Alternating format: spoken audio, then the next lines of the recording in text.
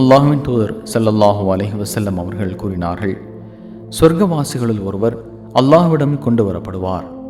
அப்போது மாண்பும் வல்லமையும் மிக்க அல்லாஹ், ஆதமின் மகனே, உன்னுடைய சொர்க்க வீட்டை எப்படி பெற்றுக்கொண்டாய் என்று கேட்பான். அதற்கு அவர், இறைவா, அது சிறந்த வீடு என்று கூறுவார். பின்னர் அல்லாஹ் அவரிடம், நீ விரும்பியதை கேள் என்று சொல்வான். அதற்கு அவர், இறை பாதையில் உயிர் நீத்தவரின் சிறப்பை கண்ணுற்று விட்டதால் நீ என்னை உலகத்திற்கு மீண்டும் திருப்பி அனுப்ப வேண்டும். உன்னுடைய பாதையில் 10 தடவை நான் கொல்லப்பட வேண்டும் என்பதையே உன்னிடம் வேண்டுகின்றேன் என்று கூறுவார். இதை அனஸ் ரலியல்லாஹு அவர்கள் அறிவிக்கின்றார்கள். சுனன் நசாயி 3109.